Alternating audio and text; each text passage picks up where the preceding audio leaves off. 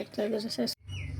আমরা লাউ দিয়ে এখন লাউয়ের বউয়া ভাত রান্না ঘুরে ঘুরে যাই কিরা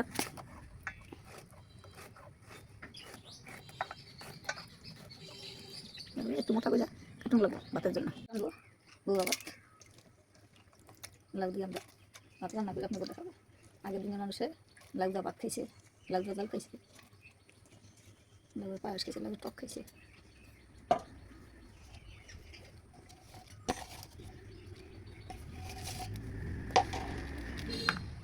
স্বাদ মতো লবণ দিয়ে দিলাম। লবণটা যাচ্ছে স্বাদ মতো। পানি দেওয়া লাউয়ের মধ্যে কম দিতে, লাউয়ের থেকে পানি উঠতো। তেল এখন আমরা বসাই দিলাম, বউটা বসাই দিলাম।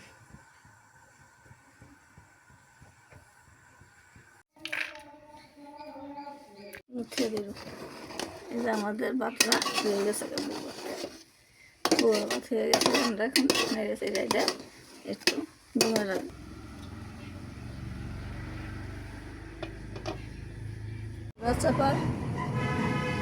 চাপা ভর্তা করবো। চাপার জন্য লাগবো কাঁচামরিচ, রসুন, পেঁয়াজ আর লবণ। এখন চাপা দিয়ে পানি তুলে নিলাম। গরম পানি দিয়ে আমরা চাপা মাছটা এখন ধুয়ে নিব।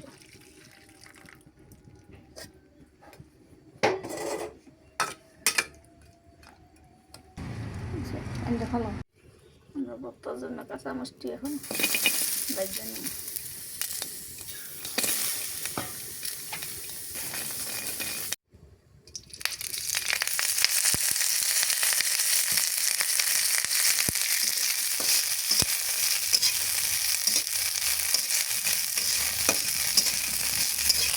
দিয়ে দিব মাছ।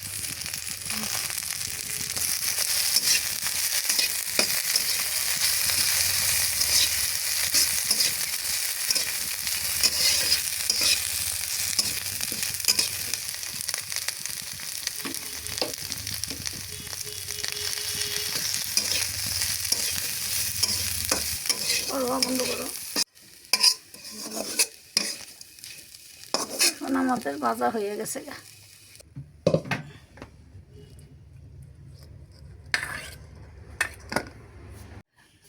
ভর্তাটা বানাই নিব।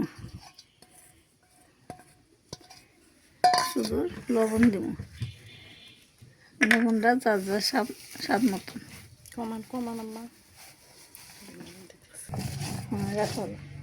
এখন হয়ে গেছে গা।